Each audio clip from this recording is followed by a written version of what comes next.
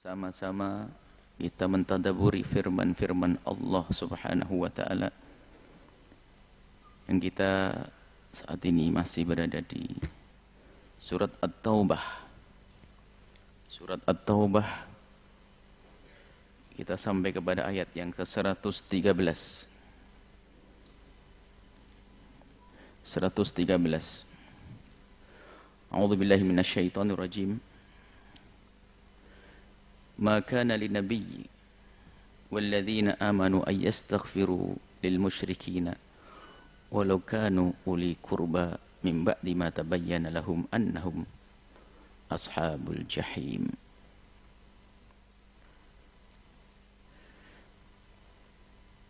Tidaklah bagi seorang nabi dan orang-orang yang beriman, pasti tidak diperkenankan, tidak boleh seorang nabi dan orang-orang yang beriman untuk memohonkan ampun kepada Allah, karena mereka tidak berhak mendapatkan pengampunan, tidak beriman kepada Allah.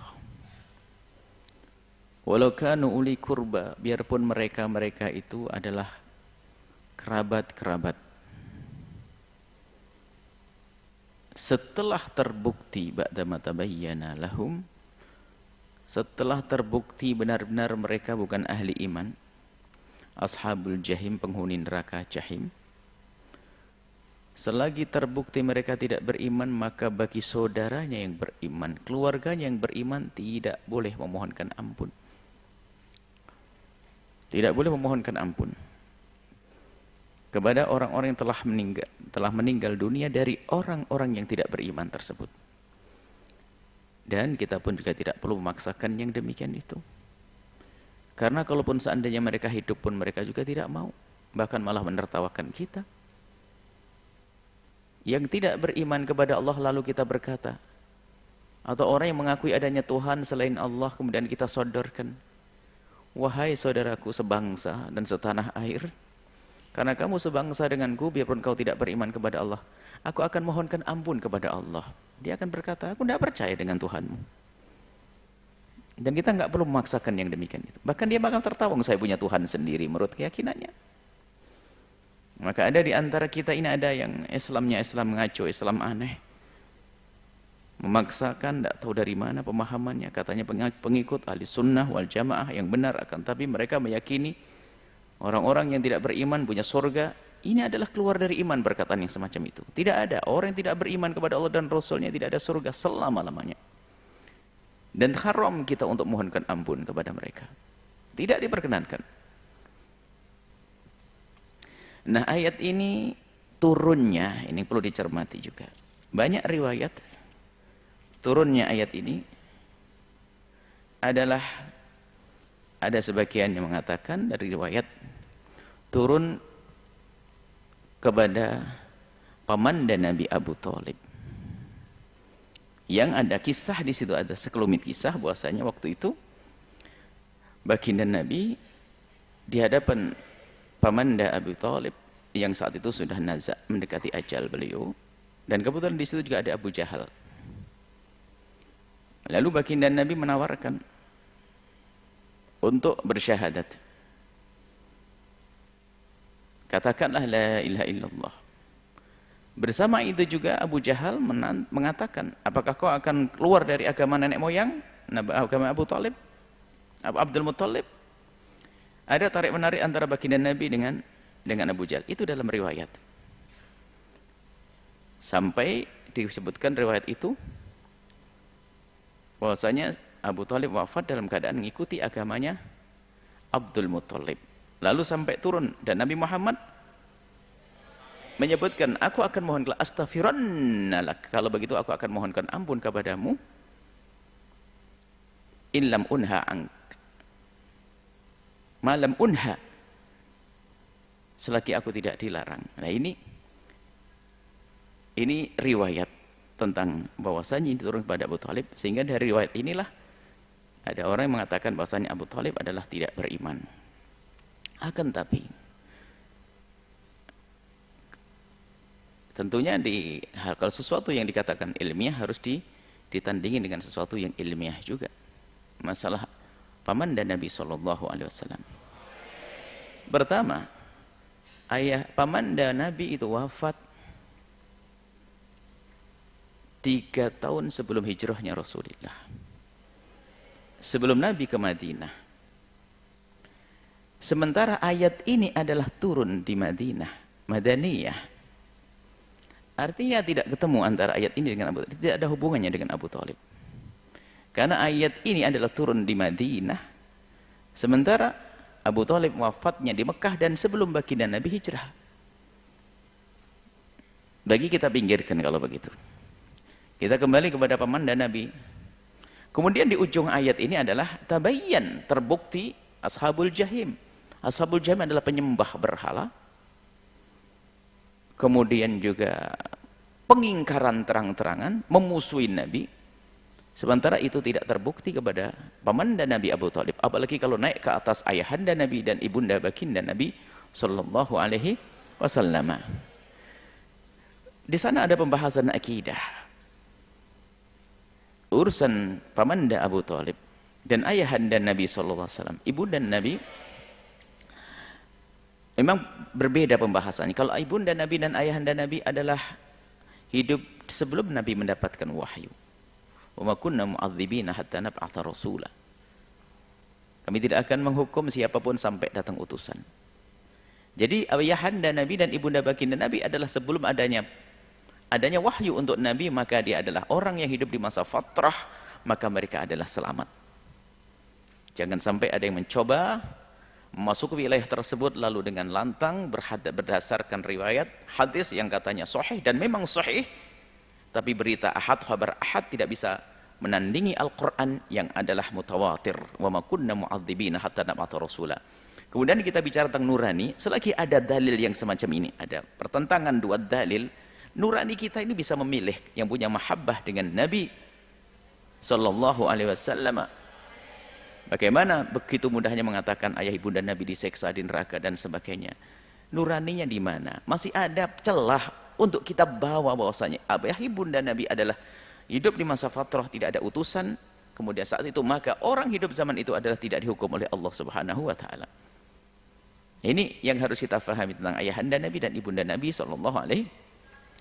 Kemudian juga tidak terbukti ayahanda Nabi, ibunda Nabi nyembah berhala. Memang berhala ditegakkan di kiri kanan Ka'bah. Akan tapi orang-orang yang memang dekat dengan Nabi tidak pernah terbukti ada sujud dengan berhala. Tidak ada sujud dengan menyembah selain Allah, tidak. Jadi pamanda Nabi adalah dijaga oleh Allah. Jadi ayahanda Nabi sampai ke atas adalah ahli iman. Dijaga, Nabi dijaga dari dua kekotoran. Yang pertama adalah kekotoran zina, yang kedua adalah kekotoran syirik. Jadi nasab Nabi sampai ke atas tidak ada orang yang menyekutukan Allah dan tidak ada orang yang berzina. Bersih nasab baginda Nabi sallallahu alaihi wasallam. Baik, ini yang harus kita hadirkan karena di seputar ini terjadi silang pendapat, bahkan ada sedikit kadang kalimat yang disampaikan dengan su'ul adab dengan baginda Nabi. Selagi masih ada celah yang jelas semacam ini, kenapa kita harus memaksakan bahwa ayahanda Nabi, ibunda Nabi berada di neraka? Innalillah. Adapun kisah Abu Talib adalah masalah pembahasan iman. Abu Talib tidak terbukti menyembah berhala, tidak terbukti akan tapi di dalam pembahasan iman, di sana ada dijelaskan tentang mengucapkan kalimat syahadat. Apakah mengucapkan kalimat syahadat itu adalah bagian daripada iman, syatrun minal imani atau syartun minal imani? Jadi mengucapkan nutqu bi syahadat ini syartun atau syatrun, dibahas oleh para ulama. Yang pertama mengatakan bahwasanya mengucapkan kalimat syahadat adalah syartun, syarat ada dibagi dua. Syartun li sihhatil iman, syarat keabsahan iman, maka yang beriman dengan hatinya lalu tidak mengucapkan kalimat syahadat masih dianggap kafir. Ini yang pertama. Yang kedua adalah syartun li ijra'il ahkam al-islamiyah fid dunya. Yang kedua adalah syarat untuk diberlakukan atas orang tersebut hukum Islam di dunia. Jadi orang kafir asli ya kalau masuk Islam harus mengucapkan kalimat syahadat untuk bisa diberlakukan di dunia hukum Islam. Saling menikah dengan kaum muslimin, dikubur di kaum muslimin dan seterusnya. Tapi orang beriman dengan hatinya kalau tidak mengucapkan kalimat syahadat, Dia hanya dengan Allah saja selamat, tapi di dunia nggak bisa diberlakukan. Tidak wajib kita mengurus menyolatinya. Karena apa? Dia belum beriman. Ini pendapat yang kedua adalah syartun li ijra'il ahkam fid dunya. Syarat apa? Yang ketiga adalah syatrun. Jadi iman ada dibagi dua. Separuh adalah mengucapkan kalimat syahadat, separuh adalah iman di dalam hati. Iman di dalam hati. Maka kalau orang hanya beriman di dalam hati, kemudian dia tidak mengucapkan kalimat syahadat, dianggap imannya tidak ada. Berarti masih kafir, biarpun beriman di dalam hatinya. Dan ini diskusi panjang tentang ini berangkat daripada kebimbangan Imam Ghazali untuk memutuskan kekafiran orang yang beriman dengan hatinya tidak ada mengucapkan kalimat syahadat. Beliau berkata, "Wa kaifa yukhalladu fin nari man kana fi qalbihi mithqalu dzarratin minal imani." Imam Ghazali itu bingung waktu ingin memutuskan pendapat kebanyakan ulama, pendapat ulama yang mengatakan bahwa orang yang beriman dengan hatinya kemudian tidak mengucapkan kalimat syahadat tempatnya di neraka. Maka Imam Ghazali bingung. Wa kaifa yukhalladu finnar? Gimana akan diabadikan di neraka? Orang yang di hatinya ada keimanan kepada Allah. Dari itu berkembang menjadi diskusi panjang. Akhirnya husnudzon lah, masuk wilayah husnudzon. Orang yang beriman dengan hatinya bisa saja selamat. Karena imannya dengan Allah dan dia pribadi dengan Allah. Memang di hadapan manusia dia tidak bisa kita perlakukan sebagai ahli iman karena tidak bersyahadat, akan tapi di hadapan Allah adalah urusan dengan Allah. Jadi dari tiga pendapat tadi adalah dua pendapat mengatakan orang yang tidak bersyahadat, orang kafir yang beriman dengan hatinya lalu tidak bersyahadat, dua pendapat mengatakan masih kafir. Tapi satu pendapat mengatakan bahasanya diterima imannya oleh Allah, cuman kalimat syahadat itu untuk dianggap di dunia sebagai keluarga ahli iman. Itu saja. Artinya ini perbedaan ini masih ada. Maka di saat kita memahami masalah-masalah ilmiah semacam ini, pamandan Nabi Muhammad Abu Thalib bisa dimasukkan wilayah ini. Wilayah bahasanya beliau iman dengan hatinya, kemudian setelah iman dengan hatinya, belum sempat mengucapkan kalimat syahadat. Asyhadu an la ilaha illallah Muhammad Rasulullah, karena banyak hal. Di antaranya beliau ingin menjaga Nabi, kalau seandainya beliau ikrar bersyahadat, maka mereka akan menganggap Abu Thalib sebagai musuh mereka, orang-orang kafir Quraisy, sehingga susah untuk menjaga Nabi. Mungkin sekali yang demikian itu. Akan tapi di saat Abu Thalib dengan posisi semacam itu, lihat Nabi Muhammad tetap terjaga. Dari sisi ini bisa kita bawa kepada iman Abu Thalib. Paman Abu Thalib. Kemudian kalau kita baca riwayat bahwasanya akhafu adzabi ahlin nari, paling ringannya siksa ahli neraka adalah orang suruh pakai sandal dari api. Paling ringannya. Kemudian ubun-ubunnya mendidih. Paling ringannya siksa di neraka adalah orang suruh bersandal api, kemudian ubun-ubunnya mendidih. Itu paling ringannya. Dan dalam riwayat juga sahih bahwasanya paman dan Nabi mendapatkan hukuman seperti itu. Bahwasanya suruh pakai sandal, kemudian ubun-ubunnya mendidih. Ini menunjukkan bahwasanya kalaupun dosa bukan dosa yang paling berat, bukan dosa menyekutukan Allah Subhanahu wa taala. Dan itu bisa saja sekali pakai sandal kemudian diangkat masuk surga, selesai. Dan bisa saja diampuni. Artinya apa? Pemanda Abu Thalib tidak selamanya, bukan jangan sampai dikatakan tidak beriman. Ini adalah pemahaman ahli dzauq, bicara ilmiah akan tapi dengan perasaan. Bagaimana membela Nabi siang malam, menghabiskan hartanya untuk membela baginda Nabi SAW. Kemudian kita katakan beliau ahli neraka. Ini tidak ada hubungannya dengan sunnah dan syiah, bukan. Tidak ada hubungannya dengan itu. Ini adalah makna keimanan yang ada dalam akidah kita ahli sunnati wal jamaati, dalam pemahaman akidah tersebut. Kemudian berkenaan dengan ayahanda dan ibunda Nabi, cukup dengan pemahaman tadi bahwasanya makunna mu'adzibina hatta nab'atha rasula. Kami tidak akan menghukum siapapun sampai datang utusan. Maka ini sudah cukup. Tidak perlu kita mendatangkan riwayat yang biarpun diambil oleh para ulama, akan tapi itu akan bertentangan dengan makna ini. Riwayat misalnya apa?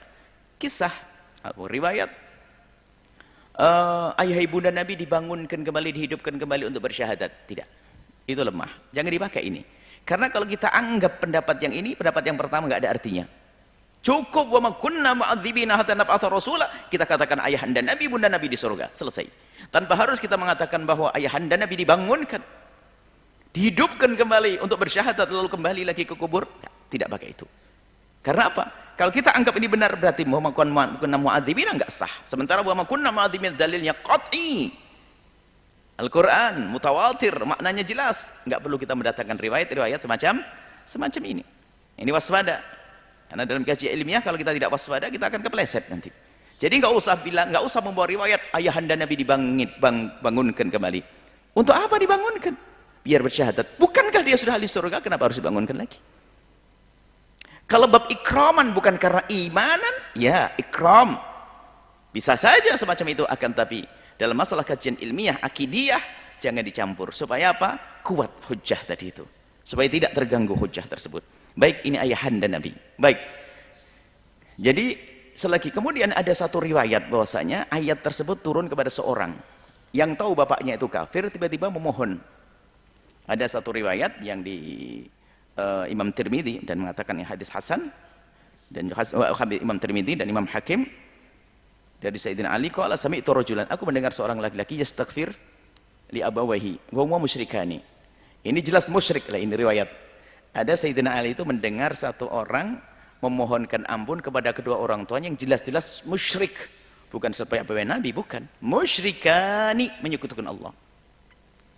Fa qultu lahu, aku bertanya kepadanya, atastaghfir li abawaik, kau mohon ampun untuk kedua orang tuamu? Wa huma musyrikani, kedua menyekutukan Allah.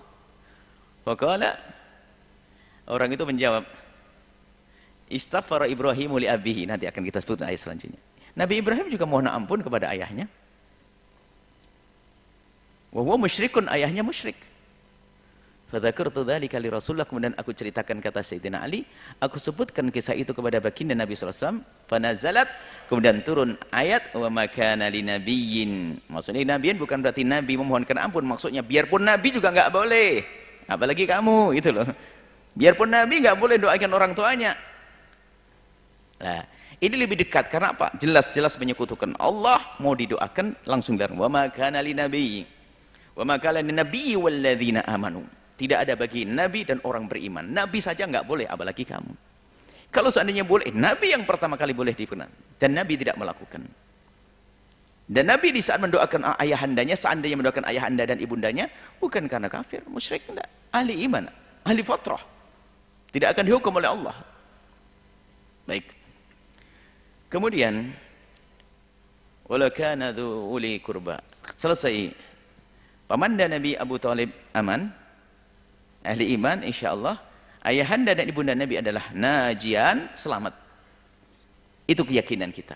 Jangan diganggu karena ada hubungannya dengan makna mahabbah bi Rasulillah dan tidak melanggar aturan ilmiah. Mana melanggar aturan ilmiah? Oh, ada hadis ahad, khabar ahad, tidak bisa ngelawan mutawatir. Baik. Wa ma kana istighfaru Ibrahim li abihi illa an mau'idatin wa'adaha. Ini masuk. Adapun kisah Nabi Ibrahim, kan ada tadi anak muda yang mendoakan bapaknya.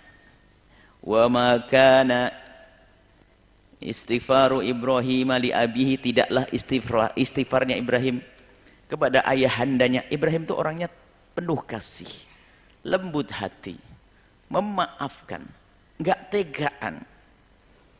Waktu Azar, melihat Azar, keadaan Azar, Nabi Ibrahim ingin mendoakan. Berjanji nanti akan saya doakan. Maka istighfar Ibrahim itu, Nabi Ibrahim akan memohonkan ampun li abihi, kepada ayahnya Azar. Dalam ayat lain disebutkan Abi Azar. Di sini tidak disebutkan, tapi di ayat lain disebutkan illa an mau'idatin wa'adaha. Karena Nabi Ibrahim pernah menjanjikannya iyahu kepada Azar. Falamma tabayyana lahu annahu aduwwun lillahi, setelah terbukti bahasanya Azar ini adalah musuh Allah, menyekutukan Allah, menantang kebenaran, tabarra'a minhu, Nabi Ibrahim tidak lagi mendoakannya. Inna Ibrahim la awwahun halimun. Nabi Ibrahim itu orangnya adalah awwah. Awwah itu orangnya sering mengadu kepada Allah. Maksudnya apa? Tadarru'nya kuat, khusyuknya kepada Allah. Sering mengadu kepada Allah. Allah. Allah. Allah. Jadi banyak ta'awuh. Ta'awuh itu ya Allah, mengadu kepada Allah. Halim, lembut, penuh kasih dan kesabaran. Halim, lembut, penuh kasih dan kesabaran adalah halim. Nah, ini juga masuk pembahasan ini. Kan dikatakan bahasanya baginda Nabi sallallahu alaihi wasallam lahir daripada nasab istimewa, dipilih dari pilihan khiyarun min khiyarin. Jadi dari pilihan dari Arab dipilih Quraisy. Dari Quraisy dipilih muncullah Nabi Muhammad. Nabi Muhammad adalah pilihan dan pilihan. Pilihan dari sisi apa ini? Tentu dari sisi keimanan. Jadi tidak ada kakek moyang Nabi sampai ayahanda kita Nabi Adam alaihissalam tidak ada yang kenal zina. Nasab Nabi. Dan tidak ada yang menyekutukan Allah. Loh, ini ada ini. Bukankah Nabi Ibrahim punya ayah pembuat berhala yang sekaligus penjual berhala dan penyeru kepada penyembahan berhala? Azar.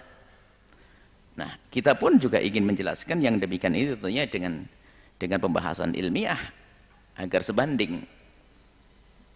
Berangkat dari pertama mahabbah li Rasulillah dan keyakinan pengagungan kepada Nabi. Jadi runtuhnya iman kita kalau sudah mulai berani su'ul adab kepada Rasulullah. Su'ul adab kepada Rasulullah mulai macam-macam. Mulai dengan ayah dan Nabi, ibu dan Nabi, kemudian sampai ke atas nasab banyak. Maka hati-hati. Waqiruhu, mengagungkan Nabi itu maknanya bermacam-macam. Ya, ini termasuk bagaimana kita selagi masih ada pemahaman. Kalau ada dua model pemahaman, ambil pemahaman yang sesuai dengan makna pengagungan kepada Rasulullah. Asalkan itu pemahaman tidak bertentangan dengan syariat. Seperti tadi kita jelaskan masalah abawain Nabi, ayah ibunda Nabi, paman dan Nabi Abu Thalib bisa dibawa dengan cara ilmiah yang tidak bertentangan dengan syariat. Ambil, kenapa tidak kita ambil? Bukankah kita punya makna mahabbah? Termasuk ayahanda Nabi Ibrahim, yang dikatakan ayahanda Nabi Ibrahim alaihissalam, Azar.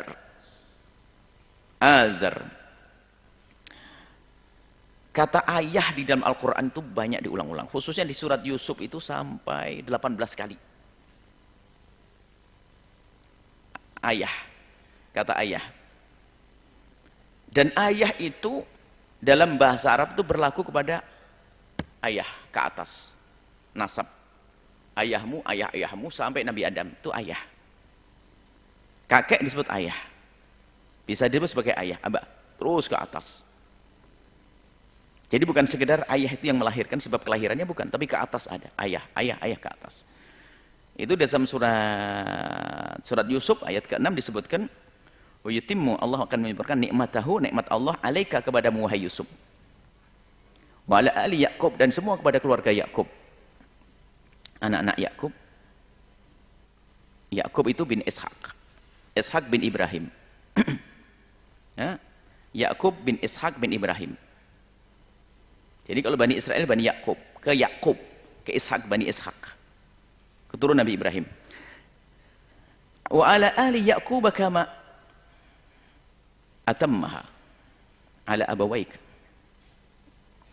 Seperti Allah telah menyempurnakan kepada kedua orang tuamu, abawaika. Kedua orang tuamu wahai Yusuf.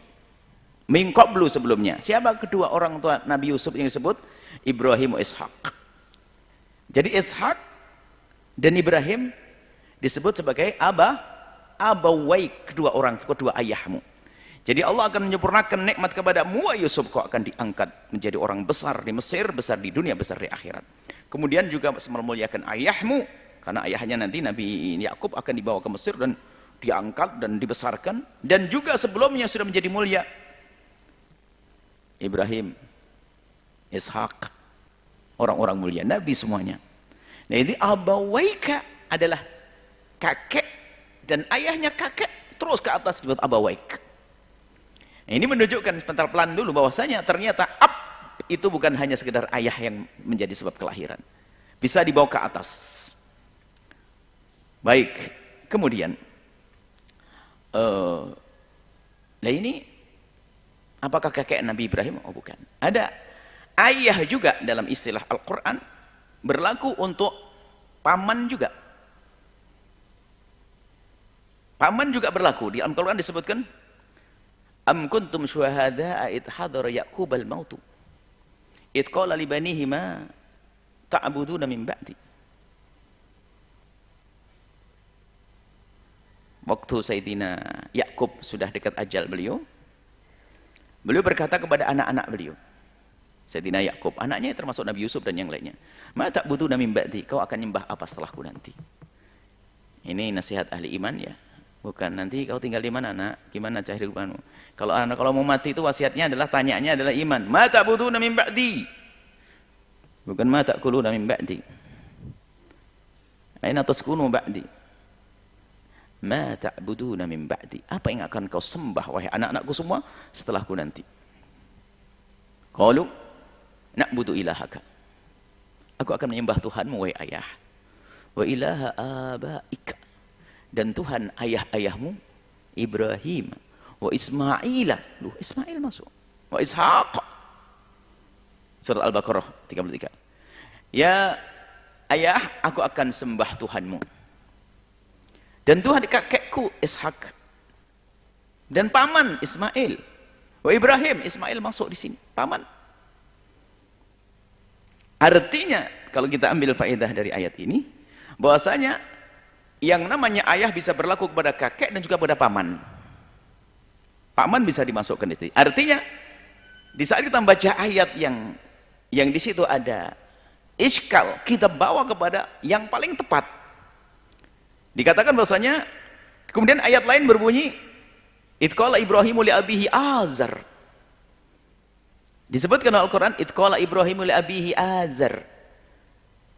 Di tatkala Ibrahim berkata kepada ayahnya Azar. Lazimnya kalau memang bapak sendiri nggak pakai sebut namanya, aku berkata kepada bapakku, sudah cukup. Cuma di saat dikasih kejelasan Azar, berarti ada maksud bahasanya bukan bapak asliku, ada bapak. Maka para ulama ahli dzauq yang sekaligus ahli iman, ahli keyakinan, ahli hak mengatakan bahasanya Azar ini paman baginda Nabi Ibrahim alaihissalam yang bersama Nabi Ibrahim, rawat Nabi Ibrahim dan bersama kehidupan Nabi Ibrahim. Nah, ini adalah peluang, celah untuk kita bawa ke sana bahwasanya Azar di sini adalah bukan ayah nasab Nabi Ibrahim, akan tapi paman sesuai dengan tadi disebutkan dalam Al-Qur'an. Ilaha habaika Ibrahim wa Ismail, paman Nabi Ismail adalah pamannya. Ketemu paman dari Sayyidina Yusuf. Paman kakek paman, bahkan malahan jauh kakek paman. Maka dengan inilah kita masih tetap bisa mengatakan bahwasanya ayahanda baginda Nabi Muhammad sampai Nabi Adam adalah terbebas dari kesyirikan. Jadi di sini adalah bukan ayah yang sungguhnya, pamannya. Wa ma kana istighfaru Ibrahim, tidaklah istighfarnya Ibrahim li abihi kepada pamannya yang dianggap sebagai ayahnya yang dia adalah pamannya, illa an mau'idatin wa'ada, kecuali hanya sekedar pernah janji pun pada akhirnya tidak jadi. Kenapa? Sudah ada larangan. Inna Ibrahim la awwahun halimun. Nabi Ibrahim, sungguh Nabi Ibrahim adalah orang yang perasa, lembut hati, suka mengadu kepada Allah, maka ingin membawa orang-orang yang dekat kepada beliau dalam pengaduannya, termasuk pamanda beliau Azar, pengen didoakan tapi dilarang karena tabayyana, sudah terbukti tabayyana lahu annahu min aduwillahi, dari musuh-musuh, aduwan lillahi, musuh-musuh Allah subhanahu wa ta'ala. Wa ma kana Allah liyudhilla qauman ba'da idh hadahum hatta yubayyana lahum ma yattaqun innallaha bikulli syai'in alim. Wa ma kana Allah, tidaklah Allah liyudhilla qauman, menyesatkan satu kaum, ba'da idh hadahum, setelah Allah berikan hidayah dilalah sini, bukan hidayah ma'unah. Hidayah dilalah ini adalah setelah Allah berikan petunjuk biarpun belum diterima. Nabi Muhammad menyampaikan hidayah dalalah kepada Abu Jahal, Abu Lahab, hidayah Islam begini-begini. Hatta yubayyana lahum ma yattaqun. Jadi Allah tidak akan menyesatkan orang-orang yang sudah sampai kepada mereka pesan-pesan kebenaran. Ini yattaqun, apa yang harus mereka takuti. Harus mereka jaga daripada keharaman yang harus kita jauhi, kehalalan yang harus kita yakini itu boleh. Itu mayattaqun, maksudnya halal haram. Innallaha bikulli syai'in alim. Allah Maha mengetahui atas segala sesuatu. Artinya begini. Maknanya Allah, yakni kesesatan yang terjadi kepada seorang hamba, lalu orang itu akan divonis sebagai sesat, ada hubungan dengan sebelumnya. Seiring dengan wa ma kunna mu'adzibin hatta nab'atsa rasula. Jadi tidak akan dianggap sebagai sesat sesungguhnya kecuali sudah datang kepada orang tersebut berita tentang mayattaqun, apa yang mereka harus hindari dari keharaman, yang harus mereka ambil dari kewajiban. Selagi belum ada itu enggak. Jadi enggak. Hidayah dalalah nyampe kepada mereka. Lah baru setelah itu hidayah dalalah. Al-Quran datang kepada baginda Nabi, disampaikan, Abu Jahal dengar, dapat hidayah dalalah. Maksud dapat petunjuk dia, tapi hanya masuk di otaknya. Kemudian hatinya tidak nerima, baru nanti saat itu dianggap dia adalah sesat yang sesungguhnya, menyekutukan Allah, tempatnya di neraka. Kalau sebelum ada hidayah dalalah, tidak. Nggak ada petunjuk dari Allah, nggak bisa langsung divonis kamu ahli neraka. Kembali kepada tadi masa fatrah tadi, wa ma kunna mu'adzibina. Jadi ada hidayah dalalah, kemudian dia menyambut dengan hatinya, maka di saat itu diberi oleh Allah hidayah ma'unah, pertolongan untuk menerima kebenaran. Maka yang menerima ahli iman, yang tidak menerima, akalnya faham tidak menerima, maka dia belum mendapatkan hidayah ma'unah, maka dia tetap dalam wilayah kufur yang akan disiksa selama-lamanya. Jadi mayattaqun ini harus, yattaqun ini syariat halal haram. Kalau belum sampai kepada seseorang tentang syariat Nabi, tidak mengerti halal haram, maka tidak ada kata halal dan haram bagi mereka. Sehingga jika ada orang hidup di hutan belantara, tidak sampai kepadanya dakwah baginda Nabi SAW, tidak ada ulama yang menyampaikan dakwah ke mereka, maka biarpun mereka nyembah berhala, mereka adalah orang yang selamat, tidak akan dihukum oleh Allah. Bahkan termasuk di daratan, di negeri daratan Eropa sana, jika ada satu perkampungan yang sampai kepada mereka tentang Islam, tapi yang Islam dipalsukan, lalu mereka nggak nerima Islam, masih selamat mereka. Wa ma kunna mu'adzibina. Jadi orang yang tidak sampai kepadanya dakwah, mereka tidak bisa dianggap sebagai ahli neraka. Wa ma kunna mu'adzibina, mereka tidak akan, Allah tidak akan menyiksa mereka. Dan mereka tidak akan bisa kita hukumi sebagai orang yang sesat secara sesungguhnya, karena mereka belum sampai kepadanya hidayatud dalalah tadi. Belum mendapatkan berita-berita. Adapun orang yang mendapatkan hidayah dalalah, ada dua, menyambut dan tidak menyambut. Yang menyambut ahli iman yang sesungguhnya, yang tidak menyambut maka dia dalam kekafirannya, maka dia akan di neraka selama-lamanya. Innallaha bikulli syai'in alim, Allah Maha mengetahui atas segala sesuatu. Artinya iman yang ada di hati seseorang, iman yang ada di hati Abu Thalib, Allah Maha tahu. Ya? Penjagaan apa yang terjadi kepada ayah anda Nabi, Allah sangat tahu. Maka selagi masih ada celah-celah kebaikan, jangan sok tahu kita. Kita bawa semuanya kepada takwil yang mulia demi zat, demi makhluk yang paling mulia, yaitu baginda Nabi SAW. Jangan mudah dengan lisan kita mengucapkan kalimat-kalimat yang kalau kita ucapkan untuk diri kita pun nggak bisa. Tidak pasti, kadang-kadang tidak ada masalah, tidak apa-apa, tidak ada angin, tidak ada apa, langsung dibahas ayah ibunda Nabi. Langsung dikatakan neraka, neraka, neraka, neraka. Innalillah. Kurang kerjaan. Kalau memang urusan kajian ilmiah, jangan diobral. Menjaga itu penting. Kalau kita menjaganya dengan membawa hati kita kepada keyakinan bahwa ayahanda Nabi, ibunda Nabi adalah dalam ahli iman. Tapi kalau seandainya ada seorang berpikir ternyata nggak bisa sampai kepada makna ini, karena akalnya berbeda-beda, karena ini masalah ijtihad, mereka tetap ahli iman orang ini. Akan tapi tolong jaga, jangan diobral kalimat-kalimat itu. Abu Jahal jelas kafir, memusuhi Nabi, anaknya Ikrimah masuk Islam. Abu Jahal punya makar yang besar. Dan kisah Abu Jahal selalu disebut-sebut. Ikrimah mau datang, Nabi mengatakan kufu an Ikrimata takrimatan li Abi Jahal. Kufu an Abi Jahlin takrimatan li Ikrimata. Jangan omongin Abu Jahal, jaga Ikrimah mau datang. Ikrimah dijaga. Bapaknya Abu Jahal kafir, tapi Ikrimah masuk Islam. Di saat sahabat Nabi mendiskusikan tentang makarnya Abu Jahal yang sampai hari ini pengaruhnya masih ada, waktu itu dilarang, kufu, tutup mulutmu, jangan ngomongin Abu Jahal. Menjaga itu. Ikrimah mau datang, begitu ini ayahanda Nabi, dia diobral neraka innalillah. Paling tidak yuk kita punya adab. Kalau memang kemampuan seseorang dalam pemahamannya sampai di situ, jangan diobral kalimat-kalimat semacam ini. Dan ini masalah wilayah ijtihad. Kalau begitu ijtihadnya para ulama. Selagi ijtihad para ulama, mari kita pilih. Kita alhamdulillah kita memilih yang menyejukkan hati kita. Dan jangan dikatakan salah ijtihad dengan hujah-hujah yang jelas tadi kok. Karena dalam hadis itu berhujah itu ada dalil yang namanya qat'il wurud, qat'iyud dalalati atau nil wurud, nil dalalati. Ada masalah pembagian hujah. Inilah ayat-ayat mutawatirah kuat yang tidak bisa dikalahkan oleh khabar-khabar ahad. Seperti itu, semoga Allah menjaga iman kita, menjaga adab kita kepada baginda Nabi, akhlak kita kepada Rasul sallallahu alaihi wasallam. Wallahu a'lam bissawab.